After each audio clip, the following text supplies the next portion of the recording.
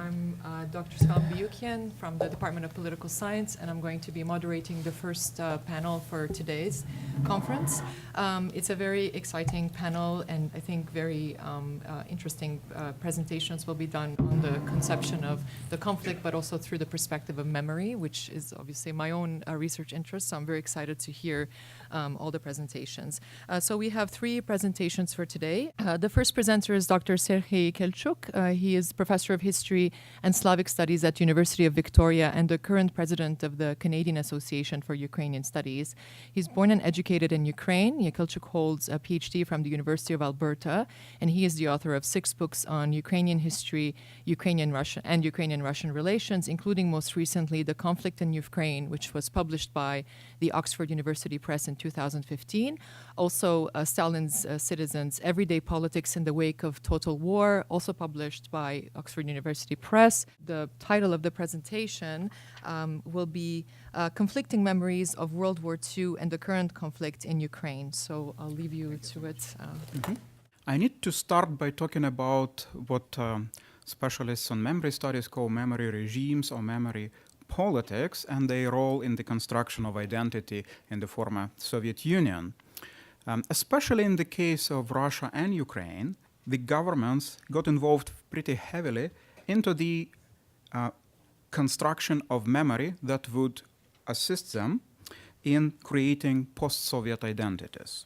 They were proceeding from the common background, that of the Soviet Union, in fact, of the late Soviet Union, in which, as you should remember, there was a pretty popular movement against the official values, against the official memory, and various attempts to redefine what kind of new identities and memories would be constructed.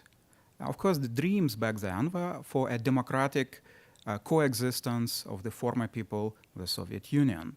And for a very, very brief moment in the early 90s, it looked like that could possibly happen. But then economic pressures, challenges at the electoral box forced post-Soviet governments one by one to diverge and to get involved into radical rethinking along rather different ways. This is particularly noticeable in the case I'm going to discuss today, but only recently. And that's an important point. Very often scholars and commentators talking about memory and identity in Ukraine and the attitude to World War I on the side of the Ukrainian authorities assume that it was radically different from the one in Russia starting immediately in 1991 with the moment of independence, or perhaps even before that. It is in fact not true. For the most of the history of independent Ukraine, presidents in Ukraine pursued a rather ambivalent and intentionally ambivalent line on World War II and its memory. They continued the Soviet tradition of celebrating the victory, which had more of a celebration built into it than the actual commemoration and thinking about the victims. But at the same time, they made very careful, very cautious attempts to diversify this narrative in order to establish Ukrainian identity as separate from that of Russia. The most obvious challenge to them was the insistence of Ukrainian resistance to both the Soviet Union and, during the war, Nazi Germany, in the form of the Ukrainian insurgent army, which was given a very bad name by Soviet propagandists. Any degree of inclusion of this narrative, the indigenous resistance against two totalitarian regimes, as it was phrased and still is actually phrased in most cases in Ukrainian textbooks, became the cornerstone of the policy of two resistances. Because when Ukrainian history textbooks and officials in their speeches discussed World War II and the role of Ukraine in this war, they had, of course, to cover the importance of the Red Army and of the many millions of Ukrainians fighting in the Red Army. But at the same time, when talking about the Soviet guerrillas in the territory of the Ukrainian Soviet Socialist Republic, they also mentioned a second resistance, or perhaps even the first, that of the Ukrainian insurgent army. That was thought to be the model which could accommodate two political identities and two views of World War II. It continued for a long time under President Kuchma in particular. Also, he retrospectively gets a reputation of more of a pro-Russian president, but in reality, he was the one who pushed for the official Commission on the Legacy of the Ukrainian Insurgent Army, which published different volumes and reports, and was basically his way of indicating that this legacy is accepted as well into the official Ukrainian narrative. Reconciling these two narratives was quite difficult, precisely because the official Soviet version included the Ukrainian insurgents as the allies of Nazi Germany. As a historian of Stalinism, I actually studied the period when this equation was created by Stalinist propagandists, which basically mandated the policy of mentioning the Ukrainian nationalists only if you refer at the same time, in the same sentence, to the Germans. In fact, during the late Stalinist period, a conscious strategy was pursued of referring to Ukrainian nationalist insurgents as Ukrainian German nationalists, to make them appear foreign, and also at the same time to make sure that the public consciousness, that in the historical memories, they would be left as, first of all, the allies of Germany, which is actually a very problematic statement when it comes to the Ukrainian insurgent army. But this policy of reconciliation, and I should probably say balancing, was challenged in a powerful way by the Russian narrative of World War II and the Russian memory of World War II. Especially after the turn of the Russian government at around 2007, when Mr. Putin gave his famous speech at Munich Security Conference and defined again Russia in opposition to the West. Especially after that period, that happened to be the year in which a popular mechanism was developed for the incorporation of the Soviet mythology into the new state. It actually created the tradition of Immortal Regiment marches, which was originally a popular initiative by two journalists in one of the provinces, but was immediately picked up by the government as an enormously influential tool of bringing the official mythology of World War II close to home. What it involved was organizing marches in major avenues of pretty much all the cities around the country of people holding the portraits of the dear ones who fought in World War II or died in the war. That, of course, allowed to connect the family narratives to the official mythology, and in so doing, to reshape the family narratives as well, because they could be conceivably, as they are always after major war, narratives of tragedy, loss, and not necessarily a glorious victory, right? So if you look at popular narratives of the war, they're about the end of the war, not so much about the victory. The concept of the victory in all of its importance. This initiative was picked up by the government and became pretty much an official ritual of memory in Putin's Russia. And it was also replicated to some degree in Ukraine, although the Ukrainian authorities were like, they didn't like it all that much. And they didn't like also the reshaping of victory in the form of perpetuating the old Soviet mythology of the Great Patriotic War, the one created by Stalin during the war, the one perpetuated by the state ever since, but particularly after the mid-1960s when Brezhnev brings it into the repertoire of main state holidays. What then happened was that since that period, the Russian policy on the memory of the war becomes extremely proactive, and the Ukrainian government is actually very reluctant to abandon its ambivalent narrative. It only happens after and as a result of the present-day conflict. What did it entail, then, this rethinking on the Ukrainian side? We need to understand how the revolution happened, and of course, the resistance during the revolution was mobilized along the already familiar representation of Ukrainian nationalists as Nazis, in fact, all patriotic Ukrainians as neo-Nazis, on the Soviet tradition of referring as a Banderite, that is a member of the Ukrainian, one of the branches of the Organization of Ukrainian Nationalists, referring as Banderite to everybody who speaks Ukrainian in public. That actually existed. That was already familiar. What the forces of the Party of the Regions in Ukraine needed to mobilize was a familiar tradition, and they did so. So when the resistance to the Orange Revolution came in 2004-5, and subsequently the resistance to the EuroMaidan revolution in 2013-2014, it was organized along the familiar nexus. The neo-Nazis are coming, they want to rethink the foundation of our identity, the glorious victory in the Great Patriotic War. Thus, the discursive field was all set for the sides to take their positions. And in a sense, they didn't really have choice. They didn't have much choice about how to play on this field. That was, I have to say, the achievement of the Russian government, that it managed to force the Ukrainian authorities play on this field. What measures were then taken by the Ukrainian government after the start of the conflict, after the creation of the so-called People's Republics in Donbas and the Russian annexation of the Crimean Peninsula? Because it was actually pursued under the slogan of refighting World War II. So many tanks had slogans on them that we go to Kiev, we go to Berlin, in order to perpetuate the mythology of World War II. The famous location of Savur Mohyla, a very high hill on the Donetsk prairies, became a major battle spot, but it happened to be, because of its geographical domination, already marked as a battle site from World War II, with all kinds of memorials constructed on it by the Soviet authorities. In fact, much of the memorial complex built by the Soviets was destroyed in fighting there. So the fact of actually the fighting in the recent war taking place in exact same physical locations only made the positioning more sharp, if anything. It was also at this point that the historical mythology of Ukrainian nationalists became more acceptable to the general society in Ukraine.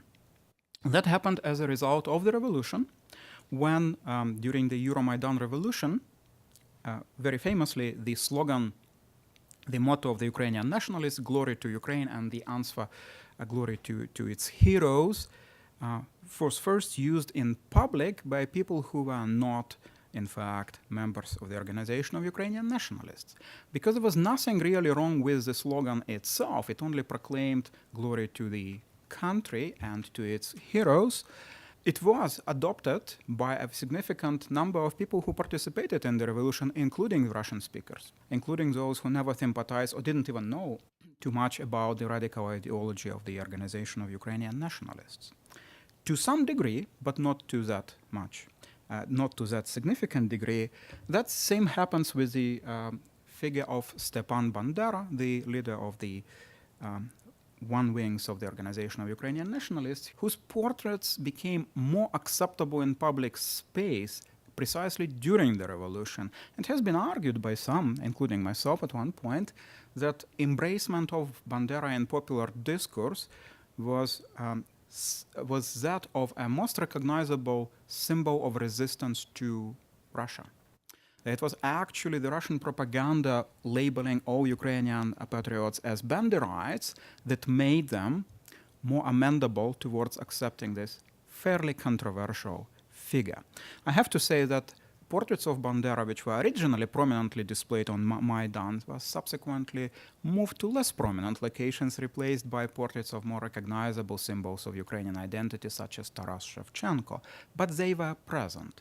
And also the flag of the Organization of Ukrainian Nationalists, the red and black flag, which prior to that was not part of the mainstream political discourse and life, especially in central Ukraine, from then on became acceptable. That did two things. One, it actually prepared the public opinion for more radical reorientation of memory politics in Ukraine. But second, it also created the possibility, and the dangerous possibility, of radical nationalism being accepted in full as it was. Along these lines, the contemporary fighting was defined by some quarters as actually the continuation of the fight of the Organization of Ukrainian Nationalists and the Ukrainian insurgent army against, quote-unquote, the Russians. Also, it was really against the Soviets. But that did not become the central symbol in new Ukrainian ideology and memory politics. It didn't. Instead, the new Ukrainian government at first attempted to actually keep the Victory Day in its Soviet variation, in its Soviet variety, as part of the Ukrainian canon of holidays. Instead of dispensing with it completely and switching to some kind of nationalistic memory day, they actually tried to connect it to the current war in the Donbas. The officially approved slogan for 2015 and every year since, including this year for May celebrations, was in fact Pam'ятаємо, перемагаємо. We remember, we are going to win. And that, of course, the victory referred to in this sentence was, of course, not the victory in World War II, but the victory in the current conflict with Russia. That, however, came complete with the package of controversial legislation about decommunization, which was not really about decommunization, but rather about decolonization of memory. But this is an argument which needs to be made in a rather longer text and presentation.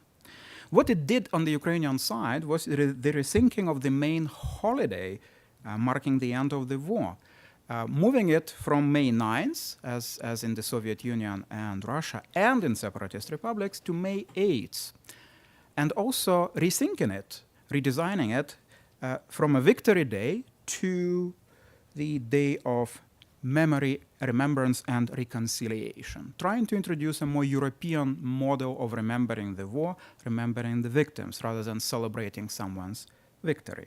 That, however, did not hold. In fact, the government ended up allowing the celebrations of both May 8th and May 9th. To this day, 3 years, full 3 years after the decommunization started, it is actually May 9th which remains a day off, a holiday.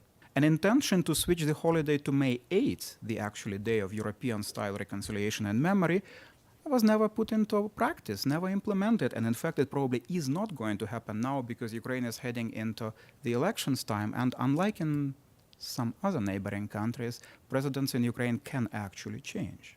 President Poroshenko's policy for now is to say that, well, having two holidays, May 8th and May 9th, actually unites Ukraine.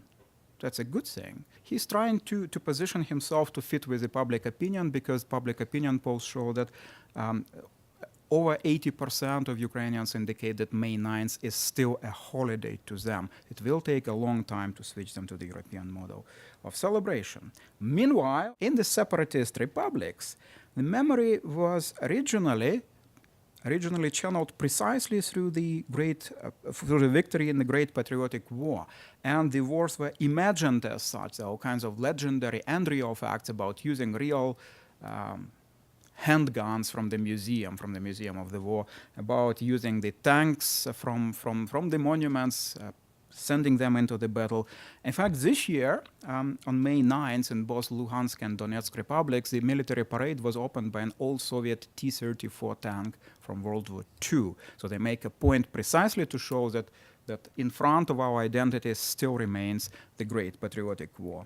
It also got somewhat diffused as well as on the Ukrainian side, with the thing that the proclamation of the two republics actually happened very soon after May 9th. The Day of the Republic, which increasingly becomes the actual event celebrating these entities, is May 11th in Donetsk and May 13th in Luhansk. It's very difficult to run two major holidays in the same part of the month, and therefore it seems that in the long run it would be diluted by other holidays as well. Also, I have to say that the victims of the war are now, their portraits are now used by those working in the marches of the Immortal Regiment. On the Ukrainian side as well, October 14th, the new day of the defender of the motherland, is becoming an event to which some of the celebration is switching of the army and the actual war effort. And I have to say that radical nationalists moved more to the October 14th and organized marches that day, which is good in my opinion. Now, what is happening with the Immortal Regiment is actually a very interesting thing. In Ukraine, there are still small numbers trying to work as Immortal Regiment. The government does not prevent them from doing so. Also, it actually bans them from wearing St. George's ribbon, which is widely used in Russia, but in Ukraine seen as a symbol of the current aggression, not the victory in that war. And this is what it is. It's actually a very recent symbol constructed in recent years. But what the government does, it actually lines up the street with lots of soldiers who carry Ukrainian flags. And so the visual narrative of the Immortal Regiment then becomes you walk along the avenue, which is on all sides covered in Ukrainian national colors. Of course, in the separatist republics, it remains an important component of celebrating the victory and reasserting the identity of the republics, but it is notable that in Russia itself, some people understand this as a medium of preserving the power of the current Russian elites, and there is an opposition in Russia itself to the Immortal Regiment, which is represented primarily by the movement of the Immortal Barrack, as in the Gulag, when people actually march or post photographs of their parents, grandparents who died in the Gulag, were killed by the Great Terror by Stalin, instead of marching in parades. And I was looking very hard for evidence of that on the Donetsk, Luhansk side. I couldn't find any. So it is even more orthodox version in this sense than the one they have in Russia. I'm going to stop here. Thank you.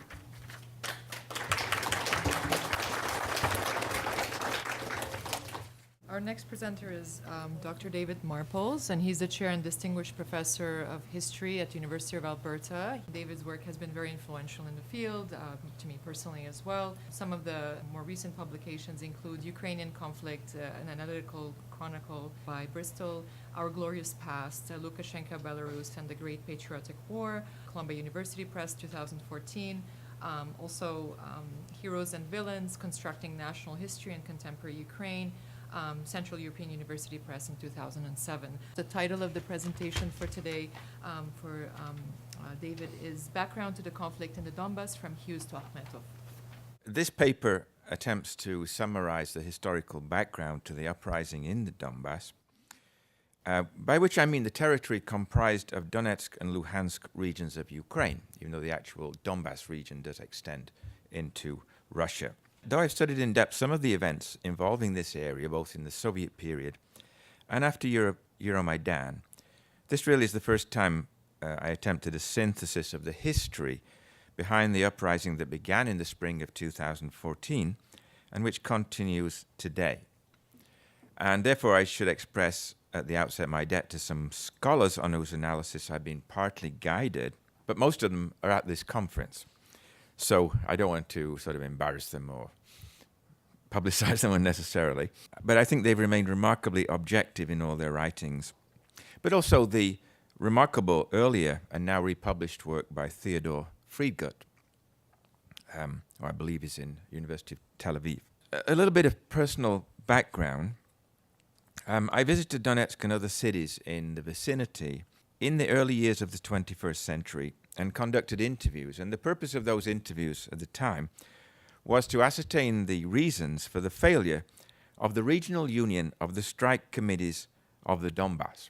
I don't know if anyone remembers this union that was set up at the time after the coal miners' strike. It was based in Horlivka.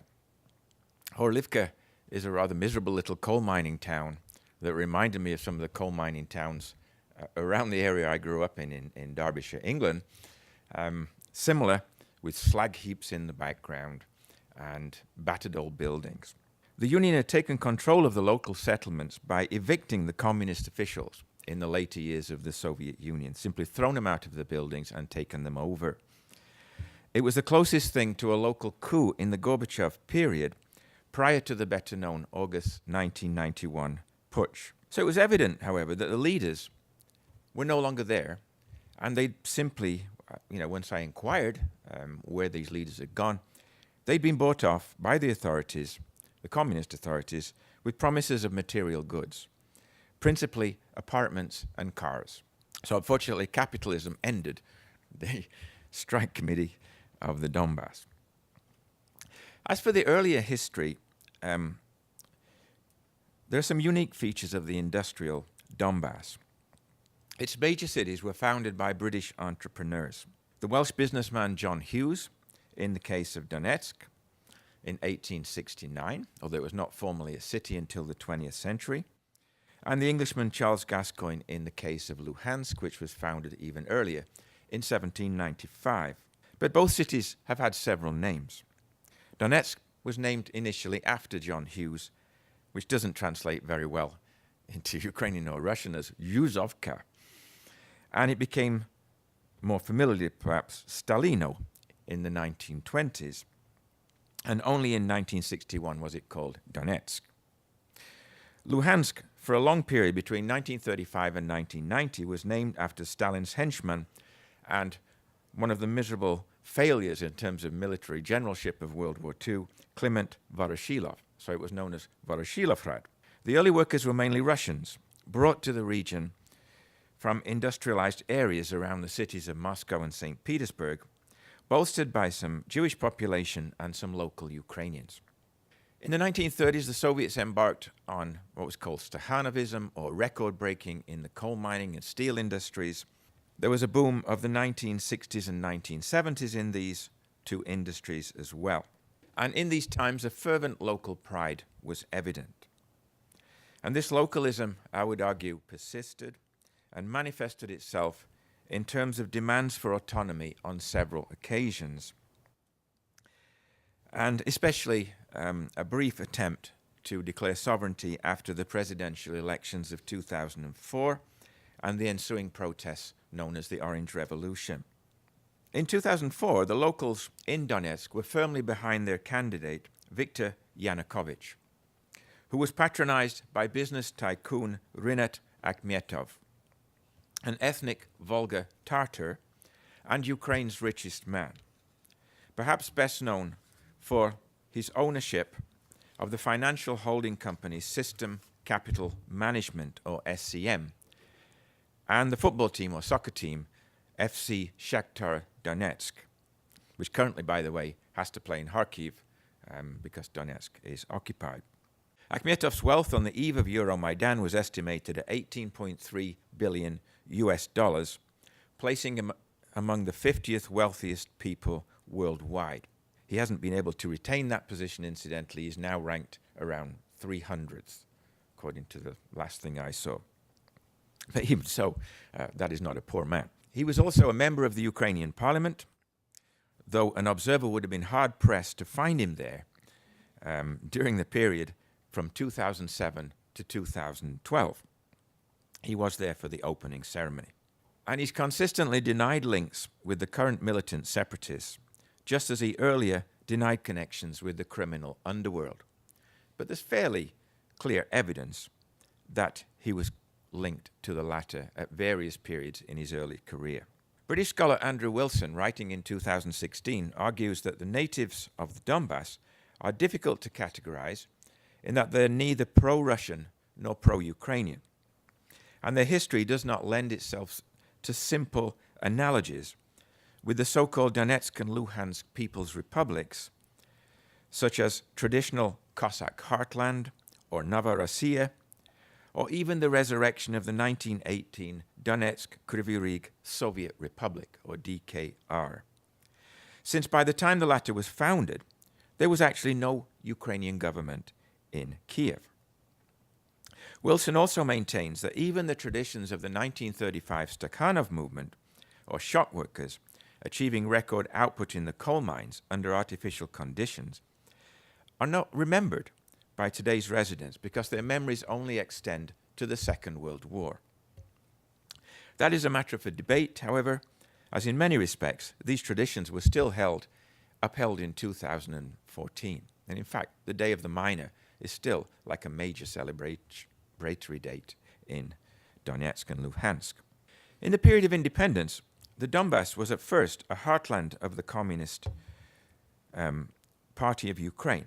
Initially, the most powerful and best organized of Ukrainian political parties at the time of independence in 1991.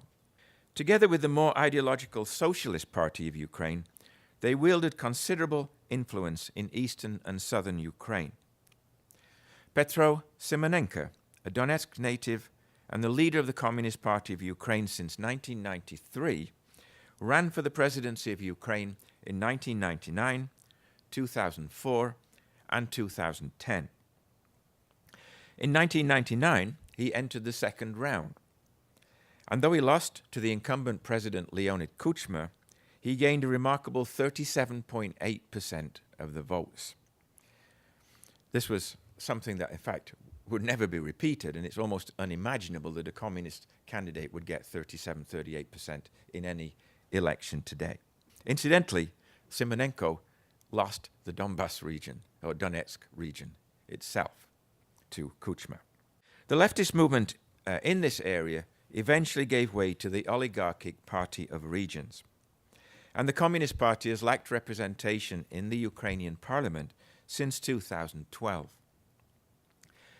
3 years later, the Ukrainian memory laws passed by the parliament led to a formal ban on the Communist Party of Ukraine and related parties such as the Progressive Socialist Party.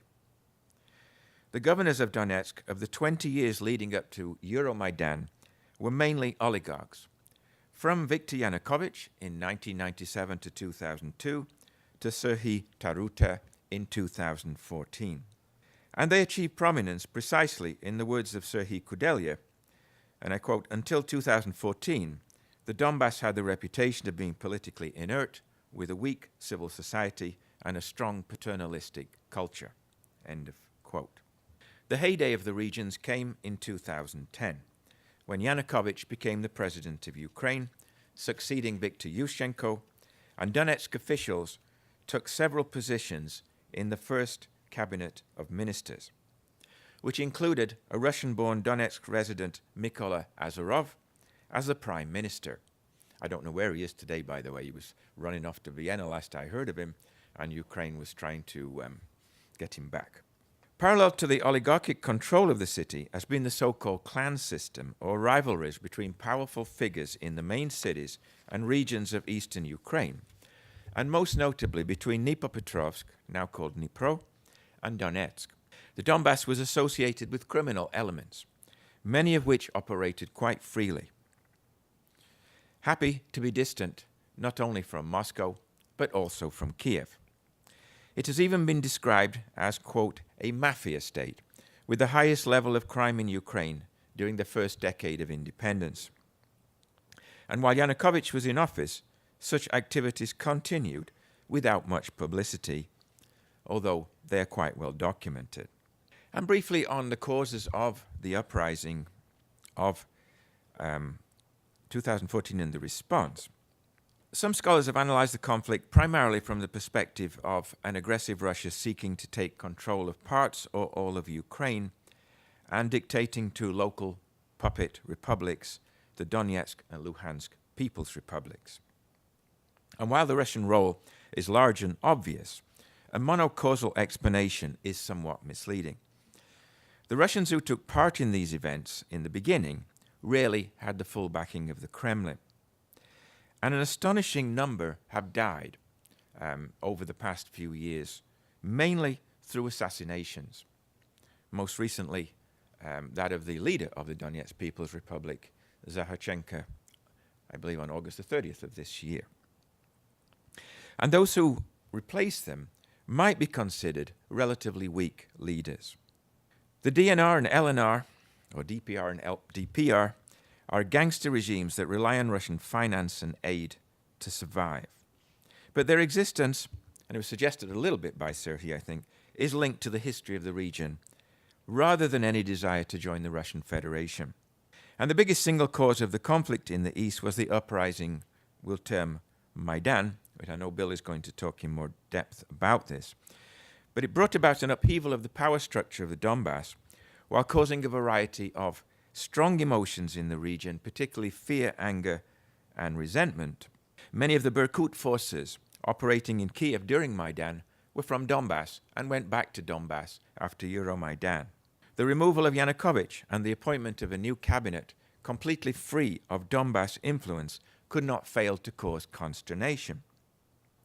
Maidan heralded the almost total collapse of the ruling region's party, ending at a stroke not only its control of Ukraine, but its dominance of Donetsk and other eastern cities.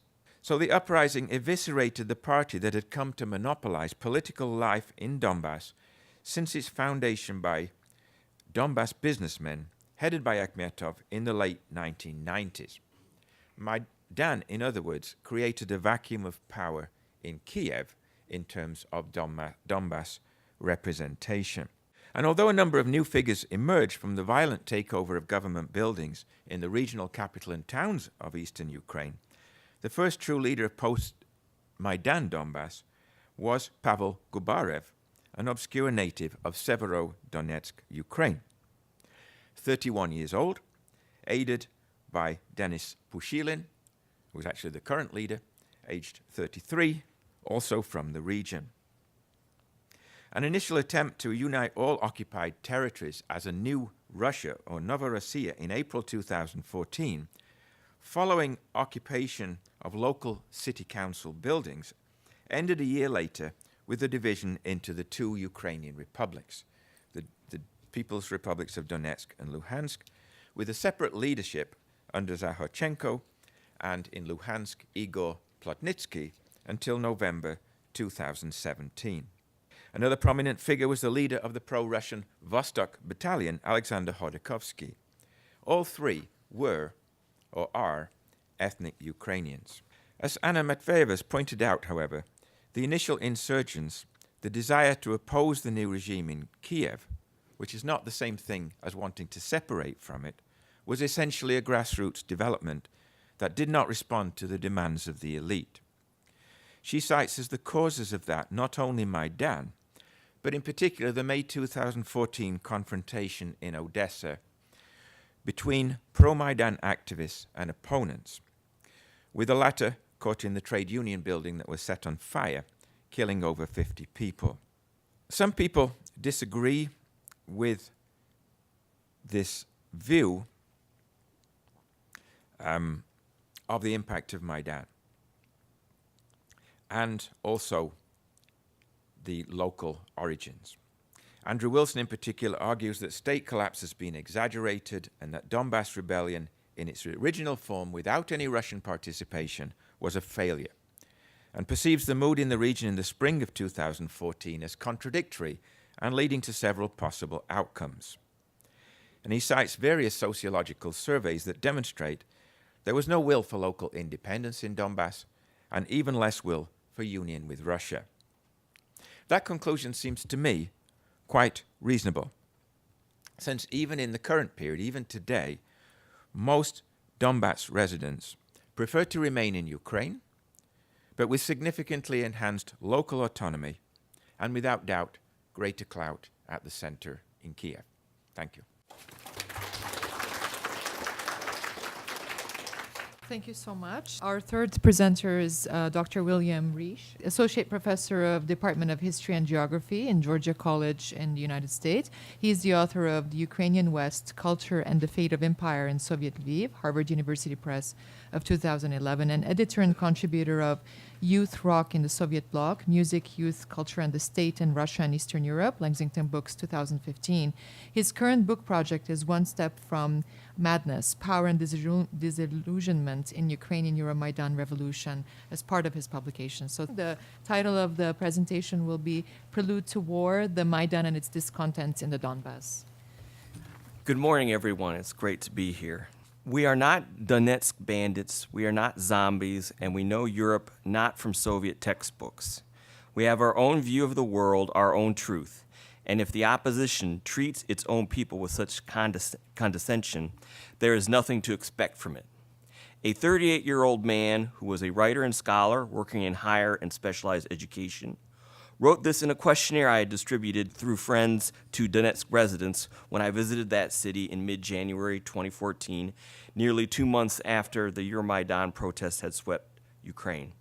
He was responding to a question I had asked him about what he would criticize about the political opposition that claimed leadership over these protests. This paper considers the potential for civil conflict in the Donbas in light of the political crisis that erupted in Ukraine with the EuroMaidan protests of 2013 and 2014. In the Donbas region, a grassroots EuroMaidan protest movement emerged, fostered by local grievances over government corruption, as well as inspired by events at the Kiev Maidan. While relatively small in numbers, it provoked conflict in a region where political clans under the Party of Regions, as well as pro-Russian civic organizations, offer different visions for Ukraine's future. These alternative visions of Ukraine's future focused on the Donbas region's specific history and identity and its close ties with neighboring Russia. Admittedly, local elites used coercion, namely hired thugs or titushki, to intimidate and discredit EuroMaidan activists in Donbas. Yet, as my paper will demonstrate, the radicalization of the protests in Kiev and in parts of western and central Ukraine made that EuroMaidan threat seem real. The toppling of the Yanukovych regime in late February 2014 reinforced impressions that radical Ukrainian nationalists were about to bring chaos and disorder to Donbas, as well as oppress the language and way of life of Donbas residents. Pro-Russian organizations and local politicians seeking greater independence from the new government in Kiev encouraged the emergence of such protests in the spring of 2014, protests which further polarized political life in Donbas. While outside military intervention from Russia led to war, local support for Russian-backed armed separatists was considerable. That local support was a logical consequence of the escalation of violence and polarization of political life that resulted from the EuroMaidan. The EuroMaidan protest came to Donetsk like any other city in Ukraine. It reflected a grassroots protest movement against corruption, abuse of power by law enforcement and the justice system, and for what Ukrainians associated with Europe, a country governed by law, equality of opportunity, and the defense of individual rights. Yevhen, or Zhenya, a 27-year-old artist involved in local theater productions, reflected this spirit of the Maidan in Donetsk. He did not like the way local residents picked fights with foreigners visiting the city. He wanted to change the way his city government worked. He was a veteran of the Orange Revolution of 2004 because he studied in Kiev. On the evening of November 21st, 2013, Zhenya decided to act when he found out that the Ukrainian government was not going to sign an association agreement with the European Union. He told friends on Facebook that he was going to ride his bike out to the Shevchenko monument in Donetsk and protest, and that others could join them if they wanted to. Around 5 people gathered near Shevchenko that night, but in the days that followed, others joined them. The local online press in Donetsk showed a crowd of several dozen assembled in front of Shevchenko, with one of the demonstrators holding up a sign proclaiming that the European Union would stretch from Lisbon to Donbas. The EuroMaidan protests in Donetsk were small. They did not get the support of Ukraine's national political opposition. None of its leaders came to visit the Donetsk EuroMaidan. Yet, the EuroMaidan generated great enthusiasm among its local adherents. There were members of these demonstrations who considered themselves to be part of a family who were changing people's lives on a daily basis.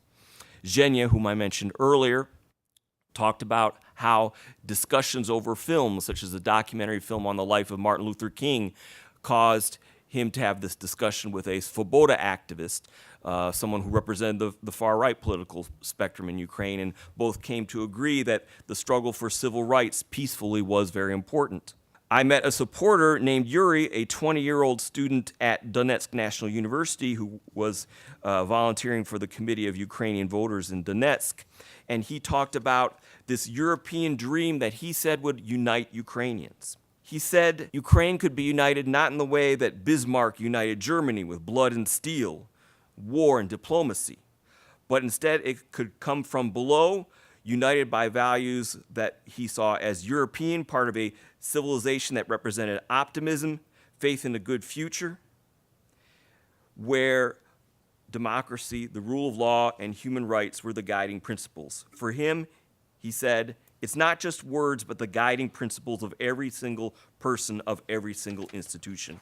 These ideals that he associated with Europe and the civilizational choice that the EuroMaidan represented. Well, despite these lofty aims that Yuri expressed and Zhenya expressed and others expressed to me, the support for EuroMaidan remained very weak in Donetsk throughout the protests. Admittedly, to some degree, there was a sense of solidarity with those who were beaten on the Kiev Maidan the night of November 29th and 30th, 2013. There were civic organizations, some who whose activists could be called pro-Russian, who signed a statement saying that they would not work with the government under these conditions and that the government needed to follow the rule of the law. So there were times where people united when it came to the EuroMaidan. The problem was polling figures, which you may know, showed very low support for the idea of joining the European Union. The majority preferred instead to join the Eurasian Customs Union, at least at one point in time. The important thing is that with the Maidan in Kiev, the violence that was connected with those protests, even though one could argue that they affected only a few people in retrospect, still those moments of violence did alienate those who lived in the Donbas region and in other regions of Ukraine. And thus, what we see is even after violence that had happened on November 29th and 30th, only 13% of respondents in Ukraine's eastern regions, including Donbas, supported the Kiev EuroMaidan, while as many as 81% said they did not support the EuroMaidan. This was in December 4th, December 9th, 2013, according to one opinion poll. This violence happened on December 1st, 2013, just to give you some background information. When the protesters took back the Maidan in Kiev, there were some right-wing radical protesters who tried to seize the presidential administration building and got involved in very violent clashes with the police, the riot police there.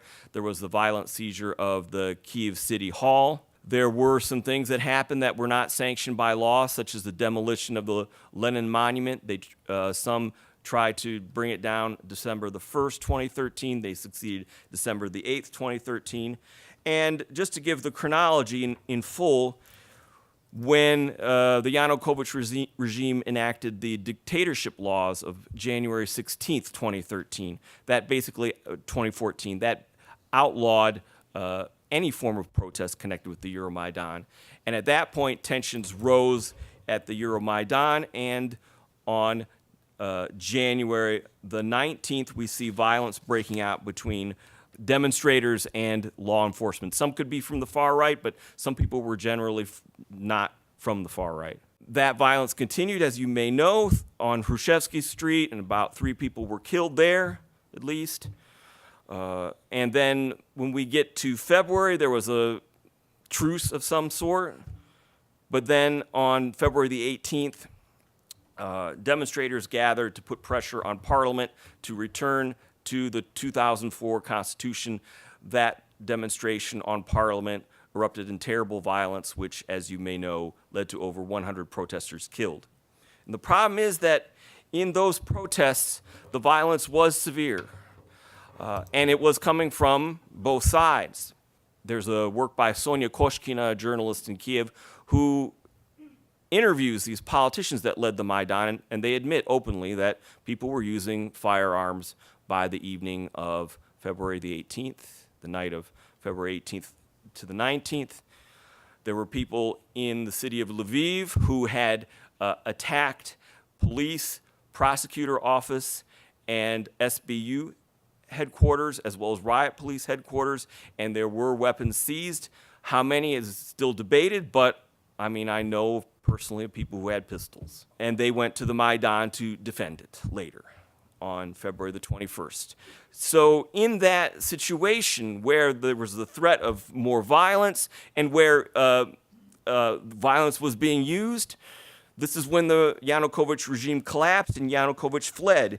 And that political situation, the violence created by this, only fed these fears that the Maidan was a threat to the people of Donbas. Returning to the Maidan and its enemies before that period, I granted did not have a whole lot of time to talk to residents of the Donbas, but I did manage to get a few oral interviews and some written responses to a questionnaire I had put together. There was Kate, a 26-year-old English teacher in Makivka, who did not really see the Maidan the way Yuri, the activist, connected with the Ukrainian voters the way he saw things. She said, "I think the reason for the protest is that someone is hungry for power and someone doesn't want to give it up." Neither she nor another respondent, Olesya, age 30, saw the Maidan really answering questions about economic problems that Donbas residents said needed to be addressed. And what's interesting, too, is this notion of whether Ukrainians are united or divided, what unites them, what divides them. That's what I had asked these Donbas residents.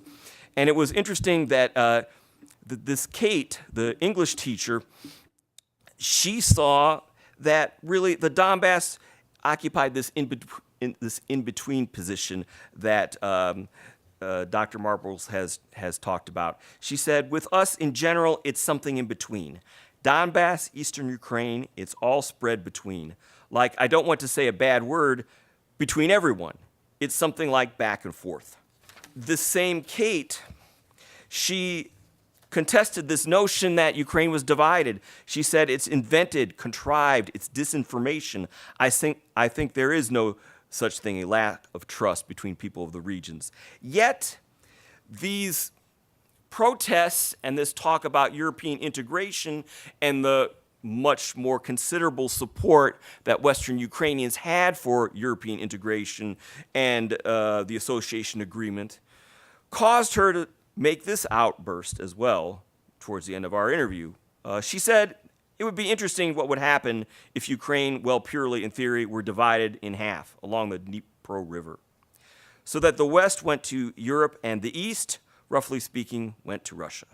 I'd be interested in knowing then, would the European Union be interested only in the West? I think no, because the European Union needs Ukraine's industrial part, that being the East. They don't need the West. It's not interesting as an economic entity. I think let them leave for the European Union. Goodbye.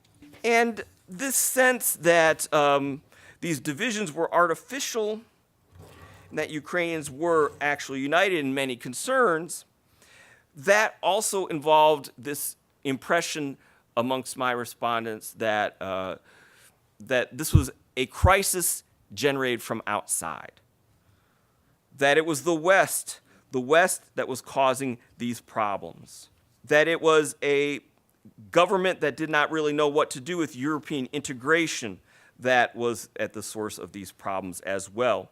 In fact, I even had one respondent who claimed that people like me from the West were just stirring up trouble by asking these questions. But the thing was that if you look at the Donbas region, the support for Russia was sort of abstract. And if you look at pro-Russian organizations, they had no support, no resources, and were unknowns. Pavel Gubaryov, who's been mentioned already, his Club of Lovers of Novorossiya, which he set up at Donetsk National University. That was very obscure. They didn't really go very far. They had these flags that were based on supposedly the Donetsk Kryvyi Rih Republic of 1918 to 1919, but even that was historically inaccurate. You did have organizations like the International Division, Interdvizhenia, headed by people like the Kornilov brothers, Dmitry and Vladimir, and Vladimir Kornilov even wrote a whole history on the Donetsk Kryvyi Rih Republic. I think he's still affiliated with the Institute for the Study of CIS Countries, which is a Kremlin organization headed by Konstantin Zatulin. These were people who advocated federalization of Ukraine earlier. They did get quite a bit of support when the Orange Revolution happened in 2008, and you had organizations like Donbas Republic setting up tent cities, sort of, in the center of Donetsk then. But the thing was that these were all very marginal groups. But local politicians were constantly stressing that this is a region that is special from Ukraine, that it is at odds with the values of fascism and far-right nationalism coming from the West, allegedly. Local officials from Party of Regions did sponsor movements that were very hostile towards other parts of Ukraine, you could say, such as the Ukrainian Front, which in 2013 they had a conference in Luhansk, which stressed the dangers of fascism from the western part of Ukraine. And so the local elites were stirring up all of this trouble. And when we get to these February events when the regime implodes and there's all this violence being shown on the internet, on television, and so on, you do see this spontaneous reaction by people from Donbas, from Donetsk in particular, who see that generally the region is threatened by nationalist extremists from Kiev who have seized power violently. If you look at even just the day after the Yanukovych regime fell, there was a memorial service to those killed at the Maidan that the Donetsk EuroMaidan had in front of the Shevchenko monument on February the 23rd, 2014.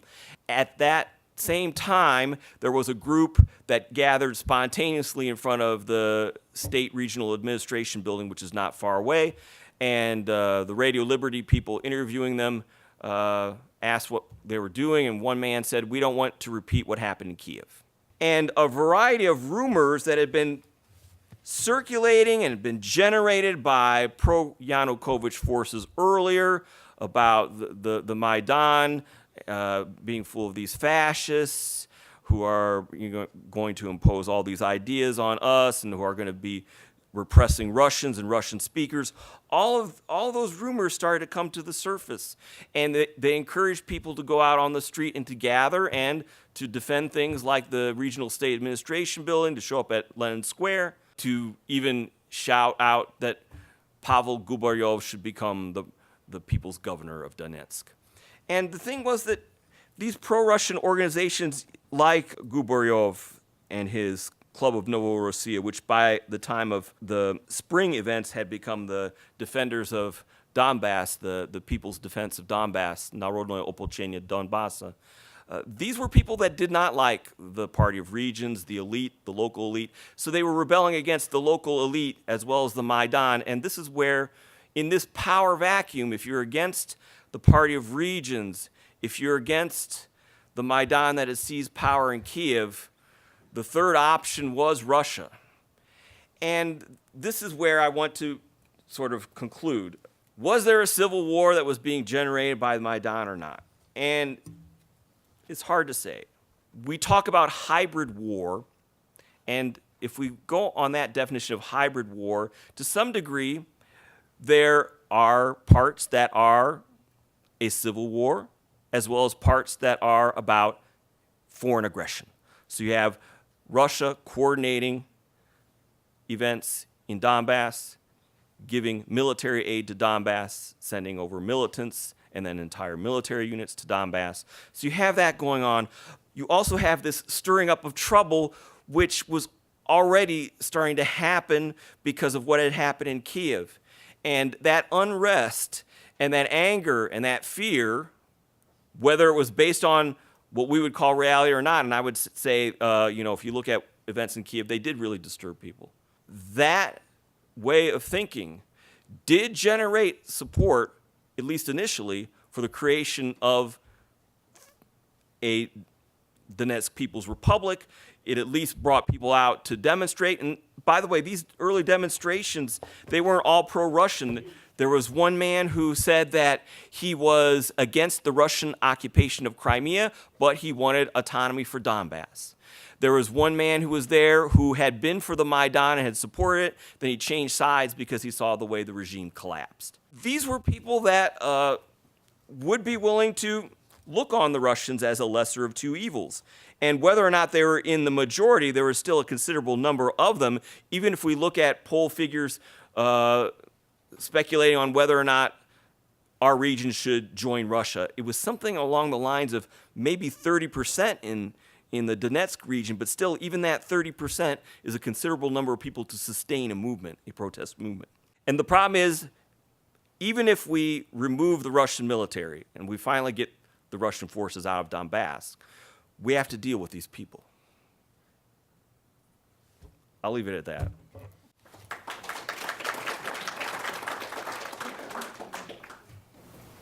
thank you so much for all the presenters. I'm just going to maybe just present a few comments about some ideas that came through from the presentations. So I come from political science and from study of post-Soviet Armenia, so there are a lot of similarities in the discussion, but also a lot of differences, obviously, in the context. But something that comes through in this discussion is how much memory is a tool in the hands of politicians. It becomes an important part of the way in which the narration around conflict is constructed and the way in which individuals, activists, politicians react to these stories. And I think this was very well represented in the presentations. Memory is therefore a site of conflict in many ways, right? The way we think about it, the way we remember, the way we can trace the history and its impact in the current political context, and also in the context of the conflict itself in the Donbas region. So something also that I think David's presentation and the others also highlighted is how much the power of single story narratives is important to consider, and its impact in this context, how memory can be a tool to create these narratives, but also in many ways I think Rish's presentation perhaps highlighted how much memory can also be a form of counter-narrative to these, considering how much we can use it as a tool to counter these false narratives or these constructions. And I think sometimes listening and gathering oral history or people's perspective on the ground can have this important kind of role in understanding not only how politicians or sort of these major narratives are constructed, but really how people perceive the conflicts. Because I think obviously ultimately that's the most important thing as well, given that any form of kind of transition or peace is dependent on people as well. Something that really comes through the presentations to me was how much we can really appreciate the complexity of the situation and the complexities of a conflict when we look at it through memory narratives. Specifically, for example, in the context of Ukraine, the constant struggle perhaps between Europe and Russia, not only sort of the representations of European imagination of Ukraine or Russia's imagination of Ukraine and the context of colonialism, but also Ukraine's perception and imagination of these sort of powers in the region and how Ukraine positions itself and finds itself. And I feel like in a lot of cases, this is true of Armenia. There's a constant struggle, a constant sort of divide around whose identity is more fitting, whose alliances are more fitting. Is it Russia that defines us? Is it Europe that defines us? And it seems even from the activists and the voices on the ground, this is a constant struggle for people to find themselves. And this is perhaps the way in which post-colonial societies, if we can kind of label it as such, because I know there's always this discussion, is post-Soviet, post-colonial, but I'm going to say post-colonial here. And is post-colonialism, these are perhaps the struggles of post-colonialism, and the role of memory therefore becomes very important in shaping these narratives. I'm going to perhaps reemphasize how much I think that it is important to, when we are talking about very controversial conflicts, how much it is important to combine, considerations of not only factual history, but also perceptions on the ground. I think those are really necessary in understanding the false narratives that exist, because that's where we unravel them. So memory is an important tool of analysis in many ways, not just a tool for politicians, but even for social scientists and humanities scholars. I find that it helps to really identify these struggles on the ground that perhaps sometimes just understanding what happened might not. Are there any questions for the speakers today? In keeping with the tone set by Dr. Patton, that we are meeting on the territory of Treaty 6, we're also, today is the 100th anniversary of the proclamation of the Republic of Western Ukraine. And so my question is to Dr. Yekelchyk.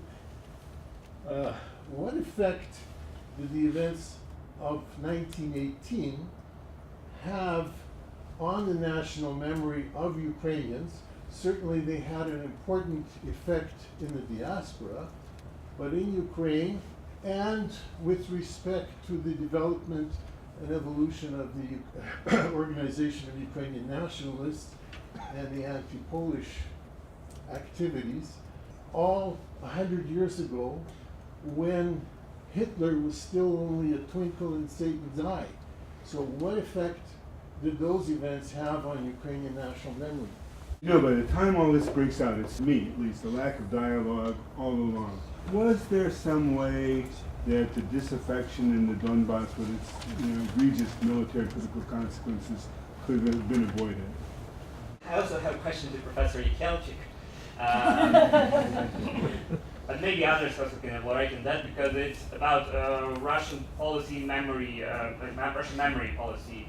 There is I would say, a bit controversial statement by Alexei Miller that Russian memory policy was always kind of as a reaction to something that happened outside of Russia. Initially, it's happening to the Central European countries' memory policies, kind of portraying the Soviet Union as the totalitarian regime that occupied us, and then with events in Ukraine. So, especially with the current conflict, he has an article that period before 2013, there was actually the whole discussion inside of Russia about new school book, introducing that. And there was more pluralistic, while when the conflict in Ukraine happened, it kind of closed down the discussion inside of Russia and the government willing to, collect different opinions and becoming more rigid in its policies. Can you support this statement or say that it's kind of false? Yeah. Okay, on Western Ukraine, it's a very interesting but totally different topic. I actually gave a paper just on that topic at a conference recently in Victoria. And yes, that was to be one of the arguments in my written text eventually for this conference as well, that the Ukrainian authorities managed to change the playing field by focusing primarily on the legacy of the Ukrainian People's Republic. And you see it in military parades, the flags surviving from the revolutionary period are being carried in front, the way T-34 tanks are being sent forward on the other side. And that was also, Yaroslav says, reactionary, right? Because Mr. Putin famously claimed in his Crimean speech that Bolsheviks created, and his media hour as well, that the Bolsheviks created Ukraine for some reason, God knows why, right? And thus Ukraine became, for him then, the outcome of something which is fundamentally problematic for Russian ideology today, the revolution. Whereas on the Ukrainian side, embracing the revolution was actually an option because the revolution provided statehood both in the West and in the East. And so indeed, and that was actually a very good strategy of both answering the claim of illegitimacy somehow of Ukraine and at the same time changing the playing field by building the continuity from the revolutionary period rather than from World War II. Which, interestingly enough, Russia cannot do, because, of course, the very project of constructing the reconciliation monument in the Crimea failed, because they thought it would be a project of reconciling the victors and the defeated in the Russian Civil War. But, of course, the locals objected to it because the locals' identity is very Soviet still. And they are very far from that kind of reconciliation, and the monument idea completely failed by now. Could have been avoided. Well, the Donbas became the electoral base of the Party of Regions in the early years of the 21st century, John Paul, really. And they went to work real hard to purge the ideas from the communist program. Of course, the Communist Party previously used it as its power base in all elections. Once that collapsed and the regions took over, they purged the program from the socialist elements, but kept the Soviet legacy and reinforced it, especially in opposition to the Ukrainian, to the revolution, the Orange Revolution of 2004, right? So the building of identities there is actually to a significant degree recent project too.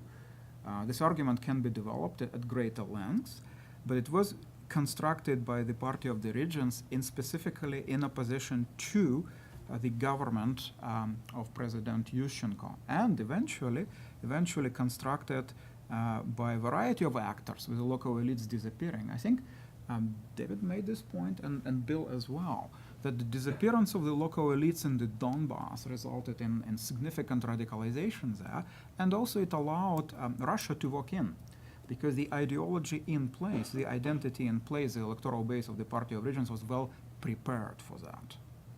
And the disappearance of the elites was in fact a factor which created the escalation of the conflict. And it needs to be appreciated in full. It is often not appreciated to that degree in the commentary. especially in the newspapers. Russian memory policy always reactive. There's a long list of politicians who claim that their actions were reactive. I wouldn't mention all of them by name. Like one of them started World War II, arguing that that was a reaction to various things, right? Very famously arguing that various extermination policies were a reaction to his previous reaction and such. So the list can go on. Russian memory policy is actually interesting in that they have to deal with the legacy of the empire. If public opinion polls consistently for a few decades now rank Nicholas II, the last Tsar, and Comrade Stalin on top of the poll, unless Mr. Putin is allowed to be there, then he is number one. But if it's a poll of historical figures, then it's a break between it's a tie between Nicholas II and Stalin. Right? So if they were in the same room, they would strangle each other, right? So what kind of historical idiosyncracy would have to develop in order for these two characters to be present on top of this hierarchy of historical figures? Well, the empire is quite an obvious answer. We cannot really say that the consciousness of being an heir of an empire is reactive because the evil minorities made you react to it by separating from the empire. So I think there is more going on there, and Sevan was actually very right to bring in the post-colonial aspect, because we are not discussing whether it was a colony in economic or classical sense or no, but the consciousness, the culture of that period expresses very familiar features of post-colonialism. So we need to remember that, right? So if it is a reaction, then it is a reaction of what entity, right? So there has to be a previous identity definition in order to be a reaction.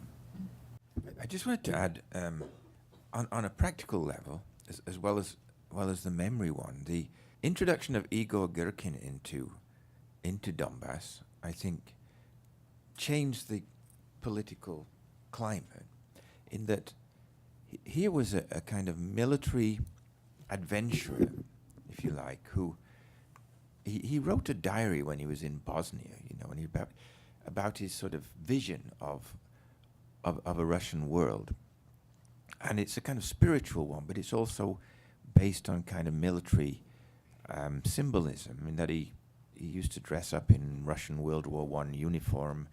After Bosnia, he was in Syria. After Syria, he was in Crimea. After Crimea, he went to Donbas. He didn't go there to make peace. He went there to perpetuate this vision of a Russian world. And I think with his presence, the situation in Donetsk changed, because he was a well-organized figure. He purged a lot of opposition ruthlessly, just simply for disobeying his orders. And for a brief time, until about from April to July of 2014, you could say that he was imposing that vision from Slavyansk, but also in Donetsk region generally. And I think that was, of course, that was an imposition from Russia, but not necessarily on the direct orders of Putin, but certainly with the consent of Putin at some point. By the same token, by July 2014, it was quite clear that Moscow wanted him out of there, or was no longer willing to support him. So I think that's an important proviso when we're talking about...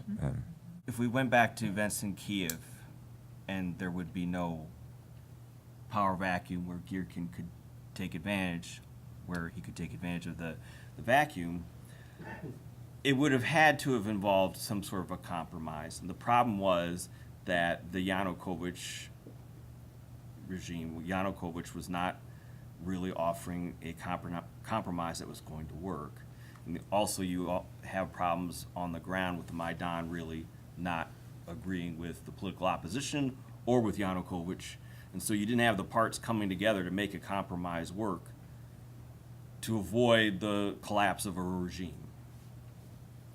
And without that collapse of the regime, we wouldn't have this sense of a vacuum in Donbas. We wouldn't have Girkin taking advantage of the opportunity. That's what I would say. My question is to David Marples. David, in your survey of the background or context of events in Donbas, you didn't mention the famine, and you didn't talk about settlement by Russian speakers of the Donbas region historically as well, going back into the early days, but also especially during the Soviet period, the industrialization period, and post-World War II period. Could you comment about those, please? And I would like to address my question probably to all speakers, but first of all to Serhy Yekelchyk. I would suggest to analyze current Ukrainian memory policy in the context, not only in the context of the conflict with Russian Federation, but also in the context of current memory wars between Ukraine and Poland. And I would like to ask you about maybe some mistakes in current memorial policy of Ukraine, how do you see them? Because they're trying to construct its national identity and national heroes. Ukraine was involved in the conflict with Poland, and these attempts, current memorial policy of Ukraine, had negative impact on relations between Ukraine and Israel. So I would like to get some comments about this issue. Thank you. And I would like to hear from all the three speakers if possible. My question pertains to the future of Ukraine, not to its past. If Ukraine doesn't get membership in the European Union and NATO, and I think it's the chance of Ukraine getting this membership, it's quite evasive at the moment. Do you think that there is a certain chance of reconciliation between the Russian Federation and Ukraine in the future? Thank you. How do you analyze or assess the use of Russian ruble on the territory of DNR and LNR, and how does it resonate with your statement that neither of those republics are really looking to be part of Russia? As we know, the use of currency is one of the strongest ties that potentially can link any territory into the future of, joint union, so to speak. Thank you. I'm wondering if Dr. Risch in particular would comment on his notion of what civil war is, particularly in reference to economics of civil war.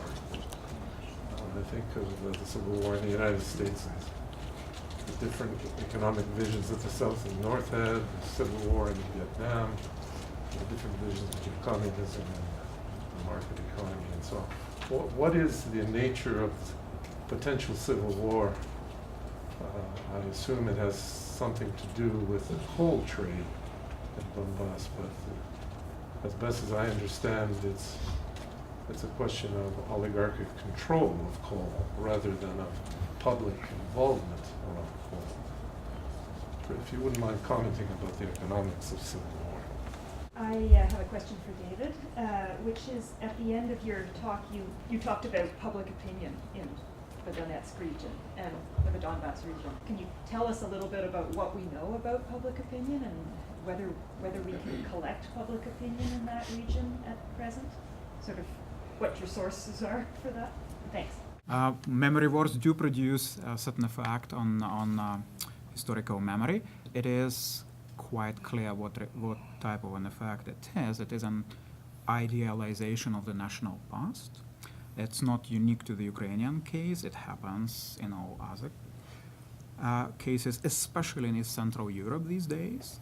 And of course, when you think about the Russian and separatist image of the Great Patriotic War, it would become clear to you immediately that it does not include mass rape, for instance, committed by Red Army soldiers in Germany and other countries at the end of the war. It's not part of the narrative. And of course, specifically in the Russian case, you're not very welcome to talk about the Russian Liberation Army, ROA, led by General Vlasov. In fact, doctoral defenses have been cancelled in Russia because of that. And it's not, of course, to deny that the same thing happens elsewhere, as very famously in the Polish case, and now in the Ukrainian case as well. It is bound to happen, and I think our function as historians is to work critically towards a different model of remembrance, the model which is truly European, which introduces reconciliation and remembrance rather than celebration of any alleged victories. Right? And also a different type of heroes too, I think. Prioritizing heroes who saved lives as opposed to heroes who took lives would also be part of European discourse. And what makes, I think, what creates a promise for Ukraine is that this commitment to Europe, if only discursive one, would facilitate the introduction of that critical note in Ukrainian memory politics.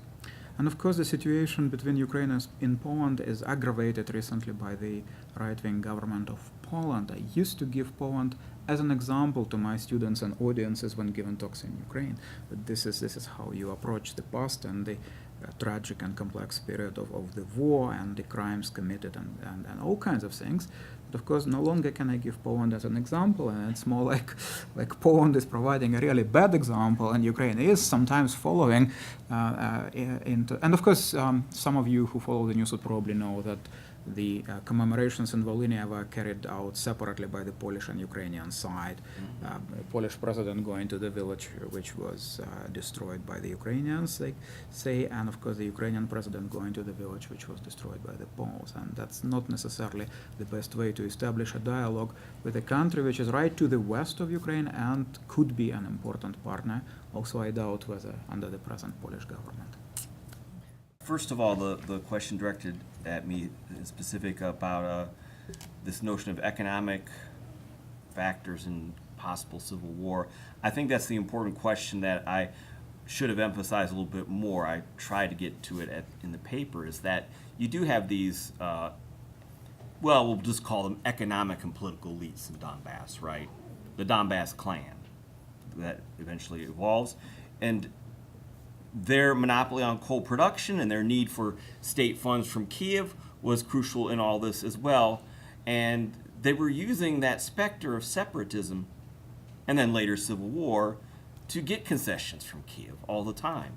1993, 1994, when there was a major political crisis in Ukraine and there were presidential elections, you had the two regions of Luhansk and Donetsk holding referendum on self-rule, something like that.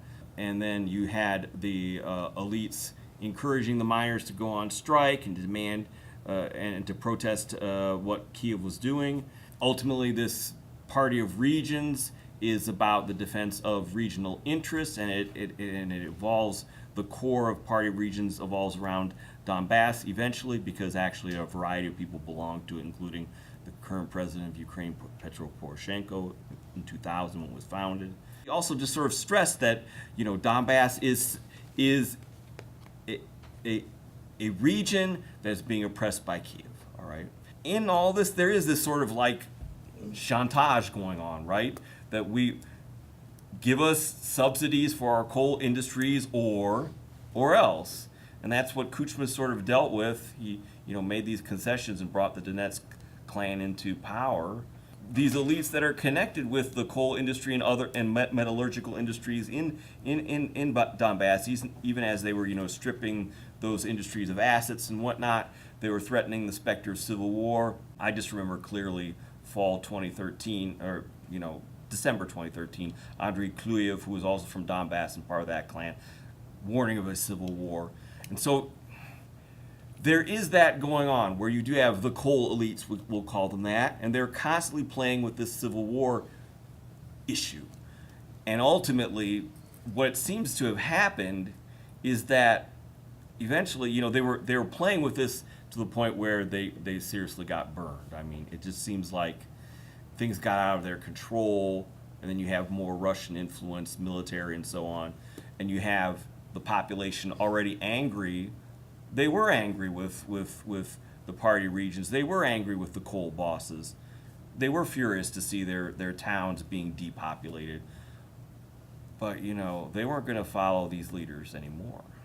So these elites don't lead a civil war. Instead, you have this uprising that eventually sort of leads to this separatist movement. So they're there stoking the fears of civil war all the time. And then they ultimately reap what they sowed. That's what I would say.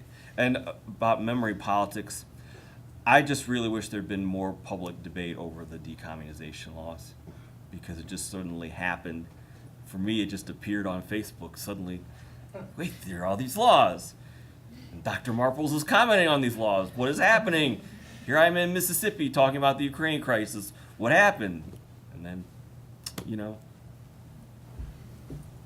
I echo that last comment. Demography of the Donetsk region is very complex, and there are several pivotal points, I think, not only related to the famine period, but also the early post-war period in 1948, when you had the massive movement of populations between Poland and Ukraine. Most of the people who came from the regions of what became Poland and Ukraine ended up in Donbas as well. You know, the famine period depopulated villages. I have not studied in depth from what areas those villages were repopulated. I think there are people who would know that. It's not something I've really studied in depth. But certainly they are populated. They were repopulated where people from Russia and from other regions. They were not generally repopulated by people from parts of Ukraine. Serhy's comment about, is there a chance of reconciliation? Well, I think so. Sergei, I should say. I think so, yes. You know, we're at one of those points in history where it seems that there's no possibility of that ever happening again, unless something radically changes. You know, the good news is Vladimir Putin is 66 years old. He can only be in power, who knows, I don't know. When you look at Mugabe, yeah, Mugabe's a bad example to use. You know, not many Russians live to 94. I was pointing out, by the way, when we're coming in, and the pictures on the door, and Mr. Kule being around 90, and Mrs. Winspear being 103 when she died. That, you know, it's usually the rich people who live longest, not the poor people. And Putin is obviously one of the richest men in Russia. But I think in the long term, yeah. I mean, if you look, it's a matter of neighbors. It'd be like Canada and the United States, never being friends, you know, as long as Donald Trump is in power or something like that. But a lot's got to happen to bring that about, obviously. The question about use of the Russian ruble in the People's Republics, not complying with my comment about these regions not wanting to be part of Russia, yes, true. But it's the rulers of these regimes and the rulers of Russia who have imposed the Russian Republic. There's no debate among the general population. There's no vote among the general population as to whether they want the Russian ruble or not. Right? This is all I would suggest. To Heather's question about how do you understand public opinion in Donbas, well, I suspect Kimitaka will be talking more today. He's one of the few people who's been on both sides recently.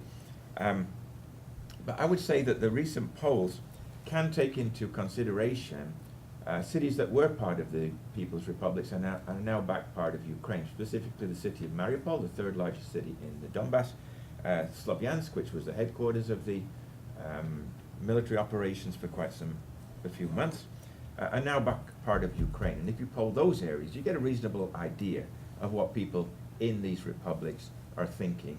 It's true that you don't include them usually in general polls, and that includes a large population, but a very transient population. I mean, a lot of people are moving away from Donetsk and Luhansk, 1.5 million refugees at the present time from those regions. So it's a transient population, and I guess to some extent polls are not reliable, but you can poll the areas that are part of Ukraine. So I'll stop there. Okay, thank you so much.